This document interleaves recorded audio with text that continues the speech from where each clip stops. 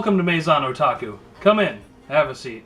I'm Justin. And I'm Mike. And we're here to talk to you about anime. Once again. Again and again. And good episode this week. We got a topic we really love for you. Oh yeah. But Mike, you have some info that you want to bring to the table. An addendum, as it were, to the previous episode, sort of editor's notes. First and foremost, I have found something genuinely interesting and redeemable about Yuna. Galaxy Fraulein Yuna was more or less created by a man, Mika Akitaka, who is a longtime mecha designer and Gundam veteran, and the inventor of the Gundam Girl. Yes, the classic MS Girls art books. Yep. Totally his. Yep. And Yuna is actually directly based on his F91 girl. So, there's something genuinely interesting. However, I would also like to make an amendment to something I said. I had mentioned to the character of Yuna that she is, I think ambiguously gay was the term I used. Yeah. While going through some footage for the episode, I completely forgot about some scenes in there. So I would like to say there is no ambiguity. Yuna straight bats for the other team. Not that we're necessarily against that sort of thing. Personally speaking, I'm entirely for it, especially if there happens to be a Jello involved. Anyway, but yeah, so I'm not going to even bother giving you a montage of scenes, because another YouTuber did it for me. Link in the description. But, on to the news. Yes, the news. And the news is good. Particularly good considering the last big news that I wouldn't say we broke, because we're not exactly that kind of program. Yeah, no. Was the whole Ghibli thing. But here's some good news. Yes. Company that isn't under, and that's Animeigo. Yeah, they're still a thing. You can still purchase anime DVDs from Animeigo. They're still maintaining some licenses, or possibly just moving back catalog, back stock. Mm-hmm. But either way, they're still out there. And if you need a copy of Otaku no Video, if you need a copy of Bubblegum Crisis, if you need some You're Under Arrest, yep, buy it direct from them. I don't normally like to promote skipping retailers, but buy directly from them. Yep. Also, turns out they're the ones that they actually themselves put out the Bubblegum Crisis Blu-ray set. I thought that was like a third-party thing, but they got it right on their website. Yeah, so absolutely. Get some cash over to them. Show them we want you guys back in the business. And who knows, maybe they'll license some other vintage properties. Maybe some vintage film properties. But yes. So, that's about it for the news.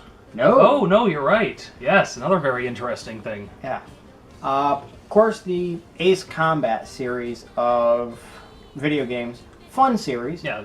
One of the few flight games that have come out that are not attempting to be a sim. Yeah, it has some sim aspects, but it's more like an arcade flight combat simulator, if that makes any sense. If they were still making Afterburner games. Yes, this is what Afterburner would be. And the latest game in the franchise, Destiny, has decided in first week of October to give fans a treat. Yes. And what a treat it is. Area 88 skins. Yes. You can have Shin's F5E Tiger 2. You can have Greg Gates' A10 Warthog. Yes. So I think I even saw Mickey's F14. Yeah, Mickey's F14. And Kip's Harrier. That's the one I was trying to remember, yep. So, there you go. The Flame Mane Unicorn, F20 Tiger Shark, in a video game. That's not a badass side scroller. Yep. And I mean, this is great because I've always been saying, they basically need to make a game like Air Force Delta that's Area 88. This is about as close as we're gonna get. So, by all means, we've got a link link on the page. to the news article over at Anime News Network that gives all the particulars. Follow that, pick it up, enjoy it.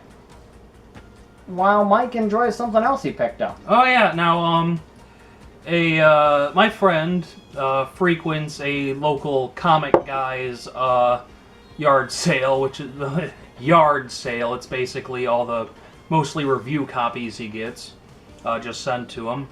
And he got me, you know, Guyver, Ranma, a ton of Return of Lum, some Sailor Moon, a few other things, you know, all 32-page format.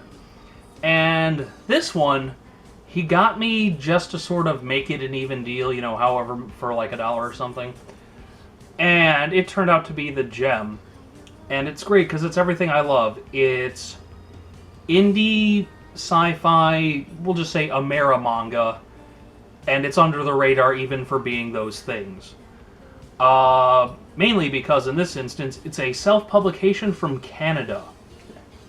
Are you sticking with us? Yeah. This is how far under the radar we go. Yes. We're practically like nose diving into the ground. Yeah, we flew into a subway tunnel. But I'm talking about Galaxion. There is no other word for it but charming. It is, remember how we talked about Oh My Goddess basically being literary comfort food? How would you like that but sci-fi? This is literally what you would get if you combined You're Under Arrest with Star Blazers and then had Ben Dunn draw it circa 1986. Just flipping through it myself, charming's the right word. If you happen to know of more of this or more by Helicon Comics out of Canada, yep, we'd be happy to hear more about them. Actually, I did some digging myself, so I can fill that in here. Alright. So, yeah, there were actually only 6 issues of this put out on its own. There was a graphic novel, which I immediately purchased on eBay upon finding this. It's on its way. It did have some short story appearances in some fanzines over the years up in Canada, of course. Interesting thing I found out, though, because this ran from about 97 to 99. As of 2006, the creator, let's see what is her name, and it is a her, Tara Jenkins, decided to basically rewrite and re-illustrate the first issues and then continue from there as a webcomic that's still going to this day. Well, that's fantastic. So, Ms. Jenkins, stumbled upon your work. Thank you for sharing. Yeah, thank you for sharing. Glad you're still out there plugging away at it. Yep. It's exactly the sort of thing we like to see. And Speaking of still plugging away at it. yeah. We're really happy to get to talk to you now about a franchise that's very near and dear to our hearts. Yep. And really excited about this one. So stay tuned. Things are about to explode in space. Again.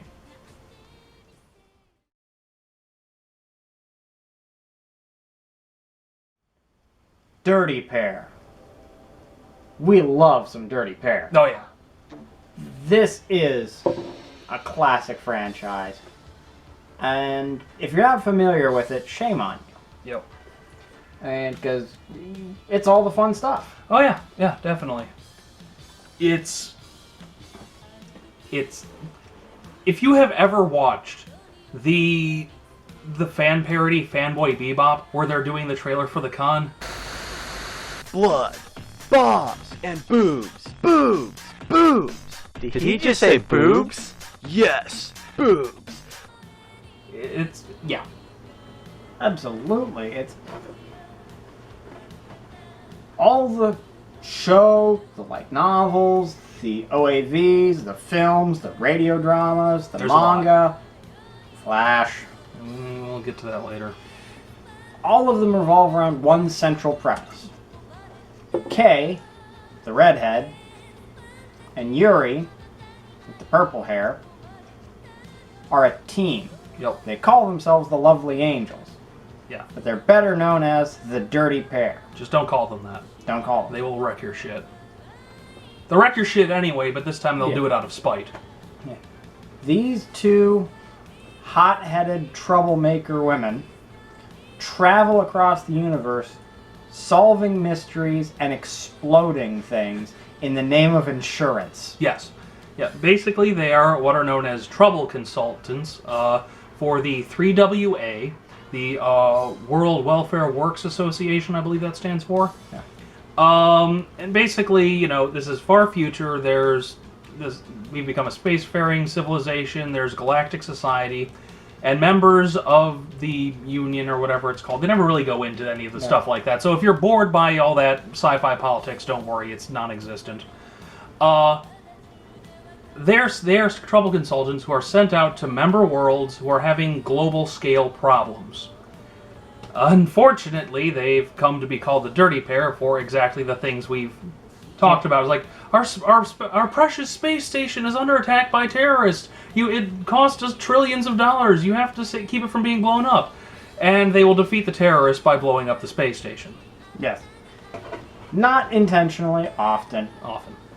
And the girls have such great personalities, too. I mean, Kay is fierce, sometimes stoic, sometimes joking. Takes her job seriously, takes her reputation more seriously. Yeah. And Yuri is this party girl, almost. She's practically a party girl, but she's also a master scientist. Well, it's kind of this weird dynamic because the party girl of the two is also the voice of reason. Yes. Frequently. Which is another thing Flash got wrong, but again, we'll get into that later. Yeah. And accompanying them is their do everything, help everything, big poofy bear pet Moogie, who is awesome in every way. I would cuddle him. Yeah. And it's an amazing show. Yeah. Yeah, you can't go wrong with, well, classic Dirty Pair anyway. It's... I'm going to relate a personal thing here with what makes Dirty Pair great, especially when I found the OVA movies. You know, of course, I knew they existed, but I'm like, oh, $1 at half-price books, so, I snagged those up, of course. This might just be a personal thing for me, but if you ever had, a long, tiring day, and you got out of the shower, you want to relax, and you want to pop something in, Dirty Pair. It is perfect for that kind of viewing. It is popcorn stuff. And it's fun, and its creation was even fun. Oh, yeah. This is such a great story. Haruka Takachio, the sci-fi writer, was out and about with a friend of his, Bertram Chandler, an Australian sci-fi author. They're having a typical night out on the town, and them and their friends, Kay and Yuri, who were apparently very rambunctious individuals. Especially considering they were just, typical office help otherwise. Yeah. All decide to go out to a Japanese women's professional wrestling bout. /singing match. /singing match. Because Japan. Because Japan. And the star wrestlers at the time were going by the name Beauty Pair. And Chandler just kind of chucklingly, offhandedly comments to Takachio, those two are the Beauty Pair. The two we're with are the Dirty Pair. And they're just laughing and carousing, and that just kind of rattles around in Takachio's head. And he takes the classic Japanese women's professional wrestling outfit, which, I might add, was also regulated by the World Women's Wrestling Association, also 3WA. And says, okay, professional women's wrestlers in space, and it's a multi-million-dollar, heavily enduring franchise to this day. Yep. And, I mean, franchise is the right word for it. Yeah. Yeah, there is a lot out there. Mm-hmm. You have, let's see, there's the original TV series, there's the OVA series and the OVA movies. You, of course, have the another TV series we'll talk about We'll get to later. that. You're going to hear us mention this frequently, just bear with us. Yeah. And, well, of course, there were several other adaptations beyond that. Yeah, radio dramas. That's a particularly interesting one. And the heart of it, that TV series, because Takachiya wrote light novels. You know, basically the same sort of pulp novels that Kikuchi wrote. Mhm. And very, very popular reading. Very fun reading, too. The novels were picked up for translation into a TV series, and the creator of Crusher Joe took the helm. And you want to talk about a good combination. Oh, yeah, definitely. You want to just talk about Crusher Joe now? There's a lot to say about Crusher Joe, because Crusher Joe is so much fun. Yeah, Crusher Joe, in a nutshell, okay, if you're thinking to yourself, wow, Dirty Pair sounds good, but I wish it was a bit more manly and had a larger cast of characters, also a smart-ass robot, Crusher Joe. And it was a good period for space comedy. Yep. I mean, that sort of action comedy approach. I mean, Oh, yeah. the whole of the 80s. Well, All yeah, parts of it's the globe like- did that. Well, freaking Crusher Joe just has, in one of the Crusher Joe OVAs, it just has that best moment where this is perfectly what this character is like, you know. Put me down! Take your hands off me right now! Hang on. There they are! On the Move! I order you to put me down immediately! Now let me go! Will you pipe down? Damn it! I'm a major! Talos!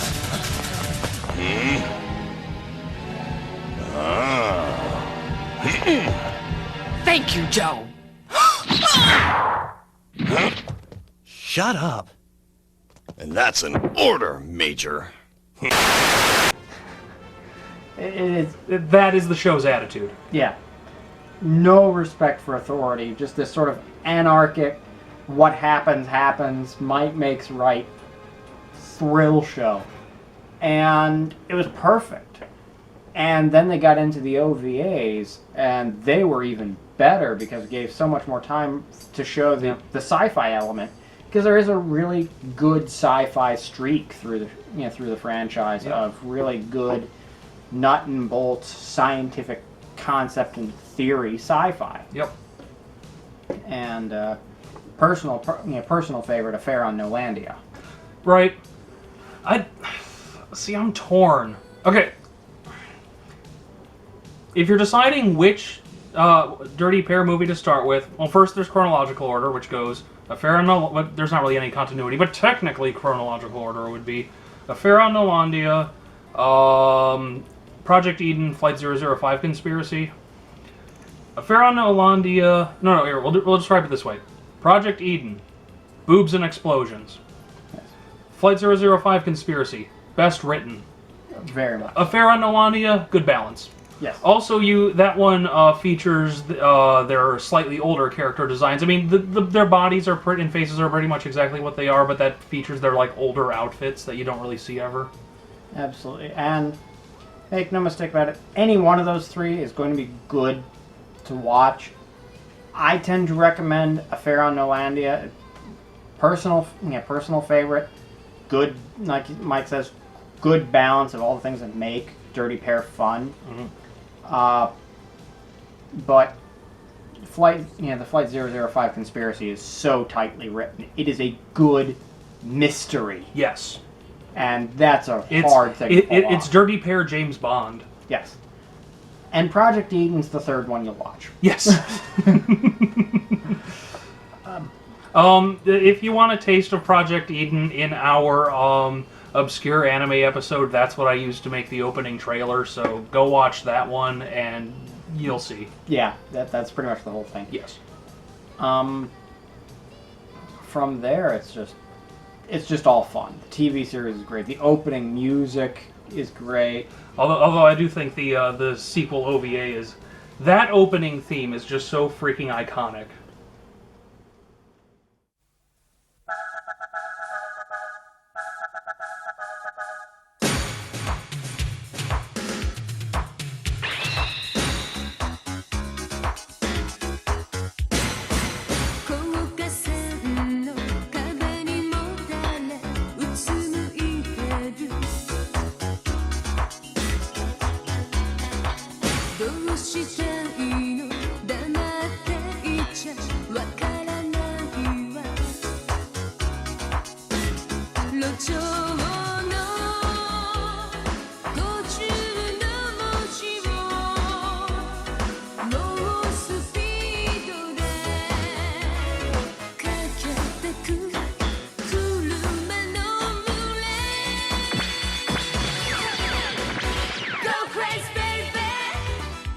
しすぎるよあなた嫌われてもどうしていい夢があるはず Don't worry baby 怒ってくれてもいいよなんてやつと今ここで Cause you are my friend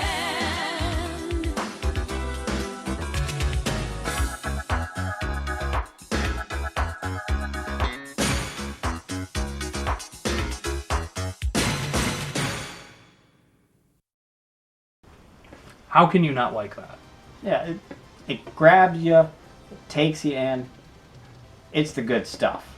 Dirty Pair is the good stuff.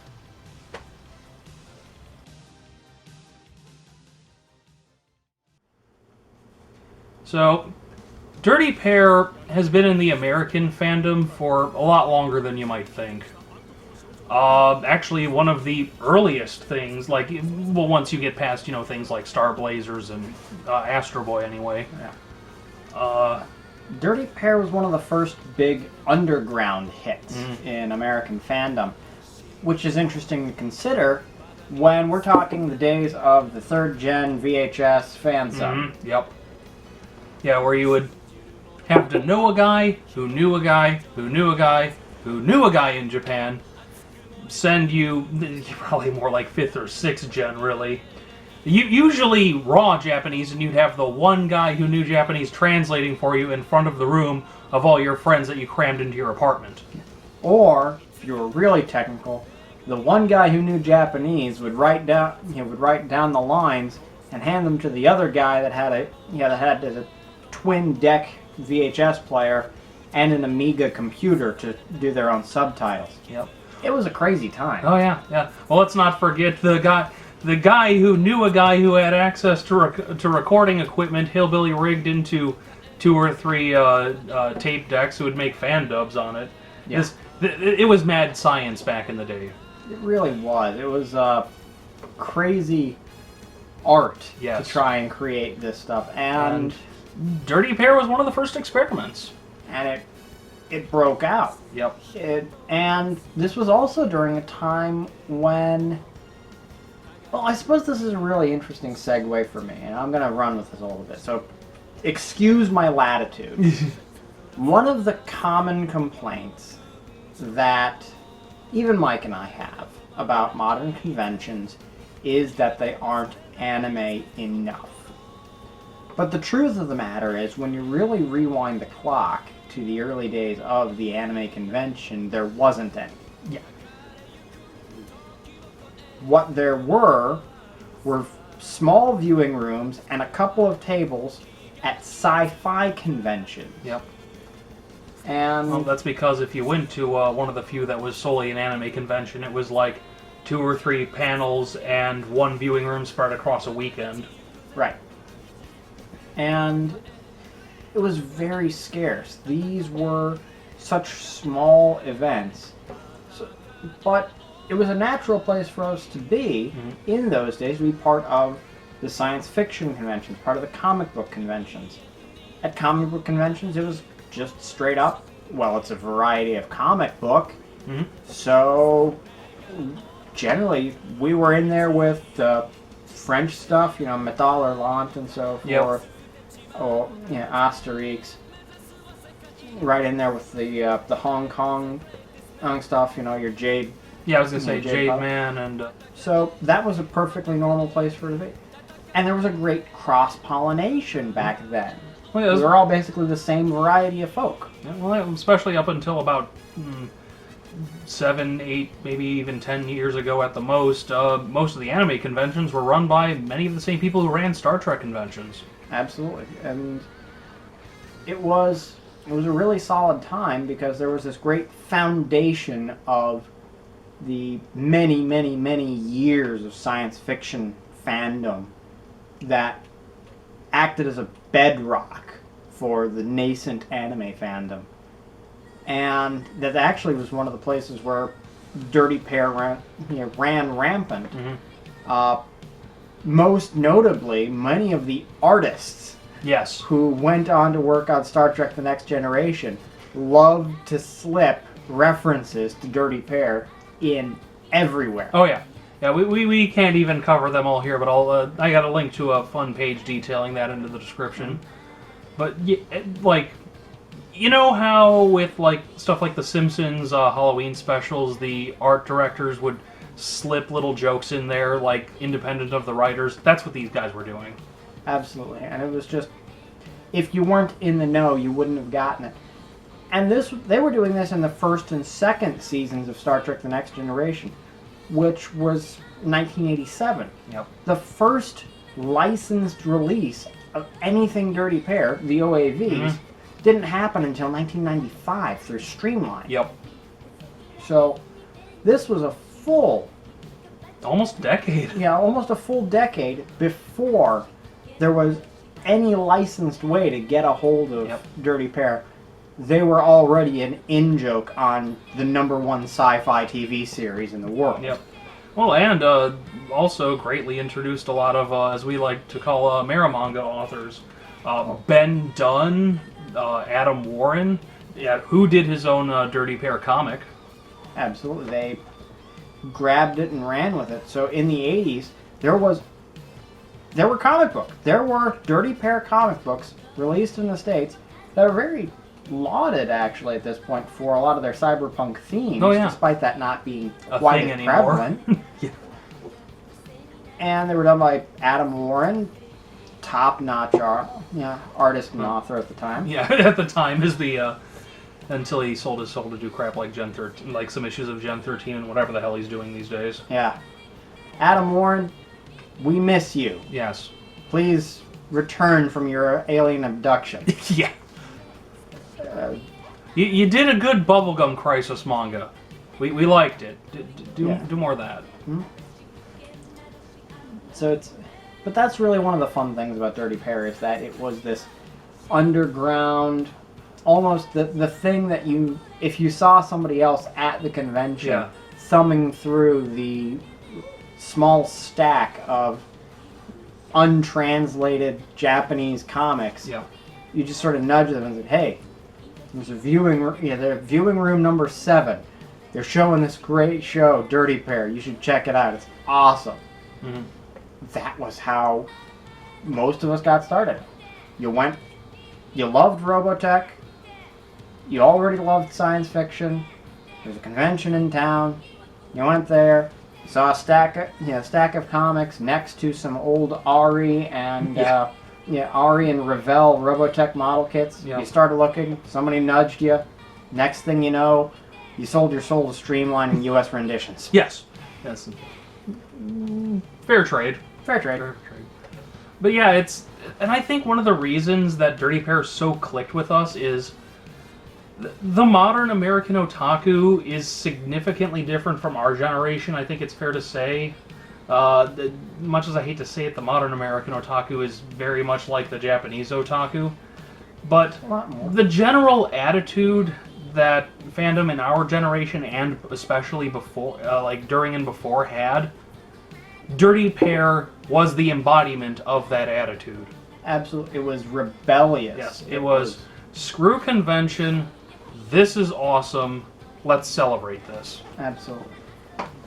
And it's also one of the reasons why one of the most reviled things of the mid-90s for any of that generation, that early, prior to Streamline generation in particular, who loved this thing, was Dirty Pair Flash. Yeah, we're going to take the gloves off here, because we need to talk about Flash. Flash. Yes. Flash is one of the best examples in anime of let's 90s this shit. Yeah, it really is. And perfect example of that. Okay, here's classic Kei and Yuri. It's slightly more elaborate than wearing underwear. Here's Flash Kei and Yuri. Now here's them side to side. Now, I don't even think I'm remotely grasping at straws when I say, for some reason, even though Flash, Kay, and Yuri are more clothed, they look sluttier. To say nothing of the fact that they look less interesting. Yeah, oh, well, that's because they are less interesting. No, what they did to their... I could deal with the character design changes if they kept the characters intact. No. They did worse with that. They attempted a lot of things that were just never bothered. They attempted origin stories, they attempted motivations, they attempted to resolve the character arc. Why? Yeah. We never asked. Dirty Pair is sci-fi Lupin. It just keeps going. It just does what it does, Yes. and that's phenomenal. You know, we're interested in what Kay and Yuri do. We're not interested in why they do it. We're not interested in what happens. The character experience, the character growth comes in the interactions, to the be people honest, they run into. They're such well-written characters, they don't need explanation. No. It's like when you and me were talking about Toy Story. How, what's the boy's name again? Andy. Yeah, I thought it was Andy. Okay. How Andy doesn't need an explanation because he is the American child. Dirty Pair, same thing. Such archetypal characters, you don't need explanation, you just understand them. Absolutely. And they took everything good, threw it out the window in the hopes that the strength of the brand and the shameless pandering to the trends of the 90s would be enough to churn a buck off of that. And shame on you, ADV, for attempting to foist it on us. Oh, yeah. Well, I mean, heck, it's like, well, plus it's... I'm sorry, they ruined Kay and Yuri. I know I already said this, but I have to keep harping on it. Kay is... I don't want to quite say dykey, but it's almost that bad. They took the hot-headed part of her and just blew it completely out of proportion, where she's completely incompetent. And then Yuri, who's supposed to be the voice of reason, she's just a complete party girl, and the dub didn't help. Dear God, her voice in the dub, she's like almost this whiny valley girl. It was... I wanted to reach the screen and punch her. Yeah. And there is, in Flash, there is none of the attitude I just mentioned from the original Dirty Pair. It's all... It's corporate. Yes, it's corporate. It's sanitized. Yes. The beautiful thing about Dirty Pair is, as I said, that punk rock attitude, that middle finger in the face of the establishment, that comes from a group of artists who are confident in what they're doing. Yes. There's no question whatsoever as to whether or not this is the way it's meant to be. Nobody ever second guessed and said, well, you know, if her hair was this shade of purple rather than that shade of purple, she'd probably sell more action figures. No, this is the character. Yep. These are the way they look. These are the things they do. This is why we do this. Yeah. Good God, we missed the period of time when it could just be what it was. We're not under any delusion. We know why Gundams have more than one color. Yeah. We know that Galaxy Fraulein Yuna is a machine for selling idol CDs. Yeah, like you said, it's there to take the last yen of every schmuck. Even with my fanboyishness of it, I don't deny this. Yeah. I love a lot of shows that are blatant merchandise. Hell, I'm a child of the 80s. Every significant cartoon of my youth tried to sell me something. But I think that leads us to an important point here. This is the difference between the 80s and the 90s. Yes, in the 80s, they were making this stuff to make a buck. But they understood that you have to work for it and earn that buck. Yeah. In the 90s, the mentality was, well, we've figured out we can just sell them crap.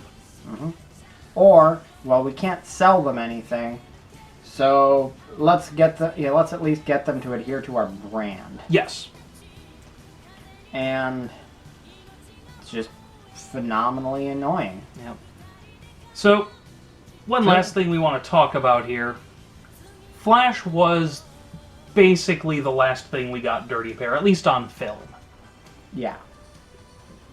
That's a hell of a place to end. Now, there was, several years ago, a manga based off of the first light novel. That was a retelling of the first light novel. And it's never been released here. It's a little bit of a tricky thing to get a hold of. Yep. But we still think that Flash is a terrible place to end this influential, significant part of the American fandom, as well as a celebrated piece of Japanese. Yeah, definitely. He's a pop culture. So, Mike and I sat back and we talked and said, it's time for a new Dirty Pair film or TV series. And there are a couple of ways this could go. Yep. And of course, the first option is, though I am loath to say this, a live-action movie. Unfortunately, the Japanese aren't so good at doing live-action most of the time. Well, not since Kurosawa died. Yeah, Anno's Cutie Honey is a train wreck. And it's very likely that this can happen, so Japanese live-action cinema, stay away from Dirty Pair. Also, Anno, well, you know where you can stick it. Yeah, right up your pretension pipe. Yes. So, taking that out of the equation, despite the fact that the Lupin III live-action film might actually be good,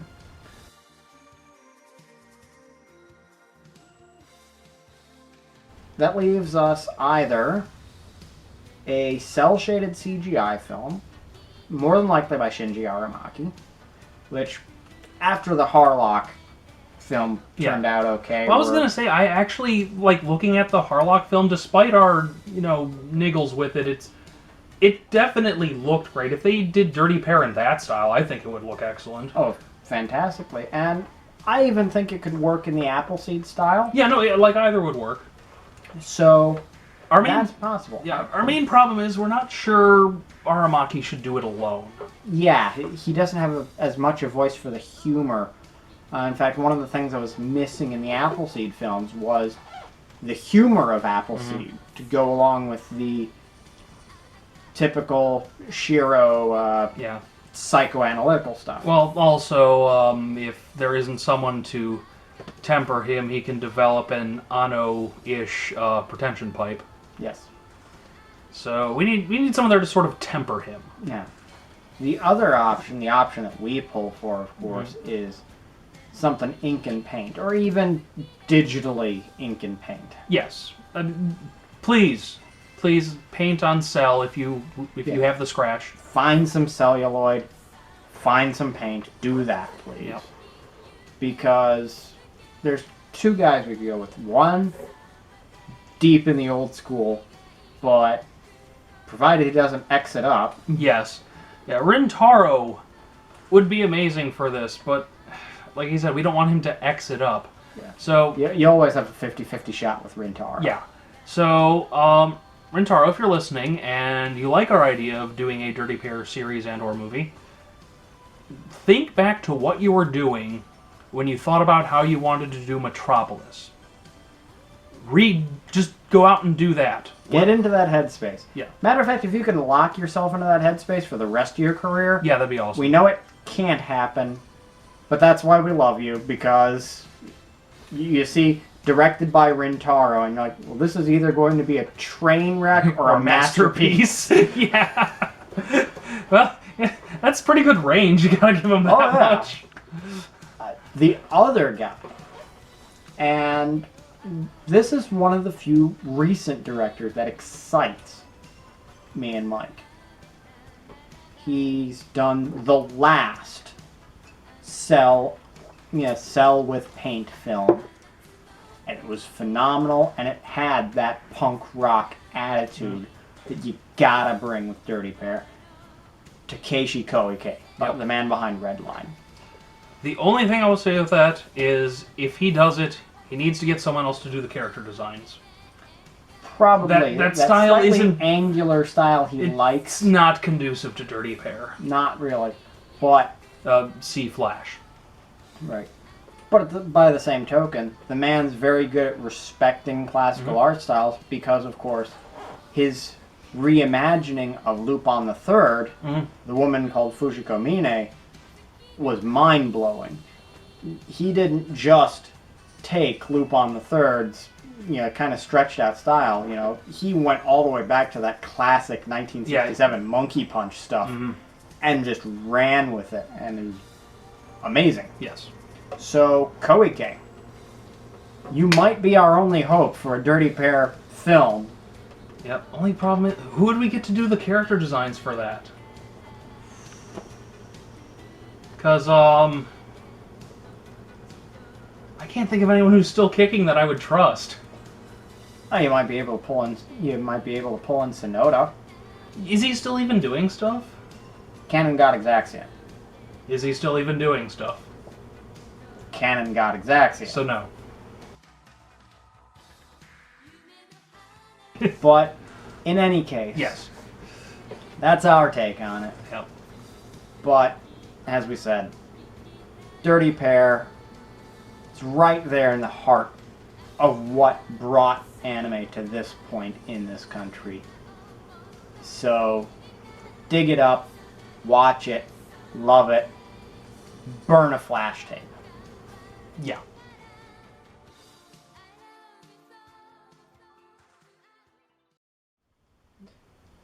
Well, again, we come to the final segment of the show. And again, question from the internet. Yep. This one comes to us via a personal message on our YouTube page. Absolutely. That's from Gary Cooper. I wonder if it's the Golden Age actor, Gary Cooper, speaking us from beyond the grave. That'd be pretty sweet. That would be pretty sweet. Especially since apparently Golden Age Gary Cooper, best friend of Clark Gable and Duesenberg driver, is a fan of Project A-ko. But it says here, hate to admit this, but after having run into Mike at Colossal Con, I have just finally watched my first episode, number 9. Okay place to start, I suppose. Yeah. Go back and watch episode 3. That's actually a good one. And maybe y'all have covered this already, but was there any particular anime that made you say, I think I'm gonna like this Japanimation stuff? For me, it was back in the summer of '93, when a friend of a friend invited us over to his place to watch these 2 tapes you just spent $70 on. Like we said. Yeah. The first was a sub of Project A-ko. Laughed my ass off the entire time. That is the proper way to view Project A-ko. Yes. Laughing off your ass. Then that was promptly followed by a dub of Akira. Again, laughing off your ass. Because in 1993, that would have been Tetsuo Kaneda. That dub is awesome. It is awesome. After that, I knew anime was going to be a part of my life. Over 21 years and 1,370-ish VHS tapes later, it still is. Poor, sad Duesenberg driving Gary Cooper. Yeah. Well, Gary, I will say this. I was also introduced through Project A-ko, so I know where you're coming from. But Mike, let's let you field this one. All right, yeah. If you want to hear about his start, what was that? That was our last episode. You covered that on your I end? think that might have been episode 10. 10? Yeah. Or But maybe even been 11. 10 or 11, but anyway. But yeah, for me, I think Robotech was probably where I got my start, so not too different from anyone else in that regard. Although my big introduction, to be honest, was Bubblegum Crisis, and shortly thereafter 80 Police Files. Mind you, being shown 80 Police Files when I was like, oh god, 6, 7, 8, somewhere around there. So it explains a lot about the man I am today. Yeah. Yeah, like I said, I'll reiterate, I started out with Project A-ko. Again, a friend invited me over. Hey, I've got this really cool movie to show you. It's really funny, and there's boobs in it. Yeah. So, that was the first thing I saw, and that was fun. And they said, "Hey, and I've got this other one." Really? Is it? Yes. Is there more fighting and boobs? Yeah, and tanks. No, it's Dominion Tank Police, and the combination of stripper nurse cat girls and overpowered tanks driven by angry sergeants who read How to Kill magazine. Pretty much my brain has been locked in a Masamune Shiro mode since before I hit puberty. Well, yeah, well, with me, it's like, I'd seen, a bunch of stuff up before this, not necessarily knowing it was Japanese, but I guess you could call it my baptism, as, I go over my cousin's house. I unfortunately hate to admit, like I mentioned, my mom was kind of a Nazi, so I didn't want him to show me Akira at the time, because I was really little and I was afraid my mom was going to yell at me, so yes, I just admitted that to the internet. But I made up for it in later years. Oh, yeah. But anyway, so he's like, alright, we'll show you this, and I it's kind of funny because it's actually worse in some ways, but... So he showed me first episode of Robotech New Generation, then an episode of, I think it was 80 Police Files he showed me that day, followed by an episode of Gigantor. Like classic black and white Gigantor. So that's a nice mishmash. And the funny thing is, I think my rationale for being allowed to watch Robotech and not being allowed to watch Akira is, oh, it's okay, I'll just tell my mom those are robots getting killed. Yeah. So, logic of a 7-year-old anime fan. Mm-hmm. And definitely, for both of us, it was just a gradual slide from we love cartoons to these are really cool cartoons. Yeah, to... yeah, it's I liked a lot of American cartoons, but I was like, I want something that's it can still be fun, but that takes itself seriously. That doesn't just have magic lasers that somehow miss everybody. It's like, no, this guy should get shot. Why is he not missing an arm? And then I was showing 80 Police Files, like, cartoons can do that. Absolutely. But and a lot of our favorites still come from that era, which is, in fact, the era where you got your recommendation this week. So, I'm not going to even go into some long drawn-out introduction. I'm talking about Gall Force.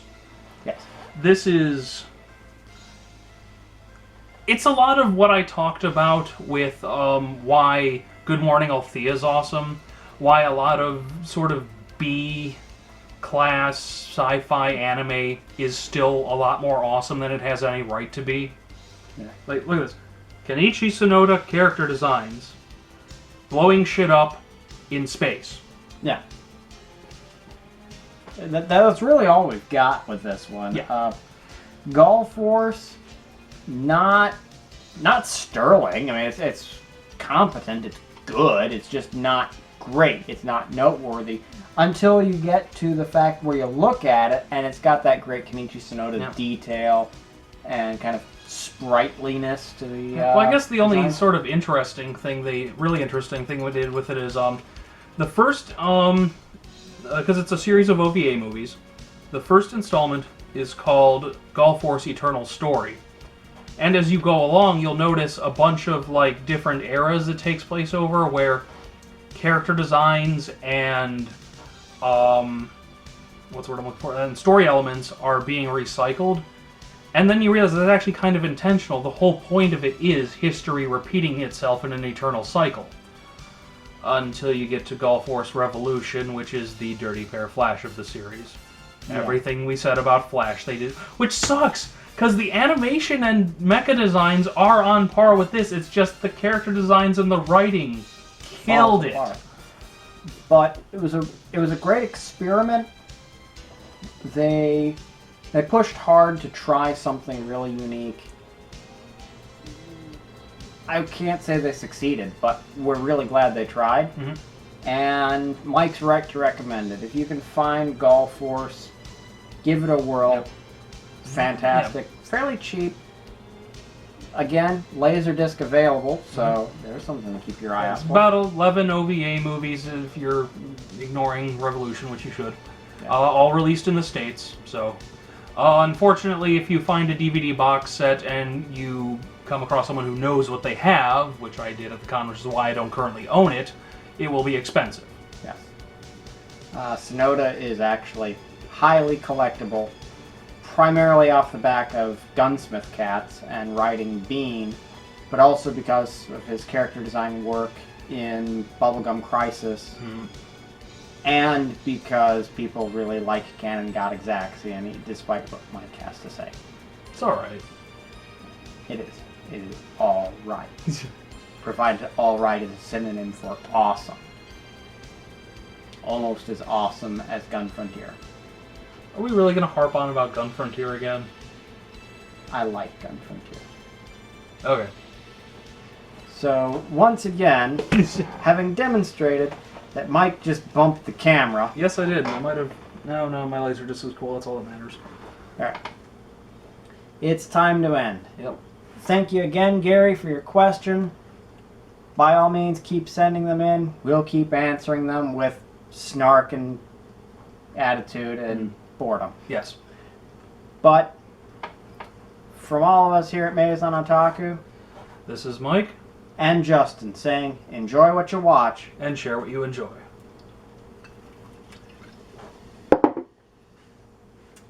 Bump the camera with your laser disc. Yes, I did.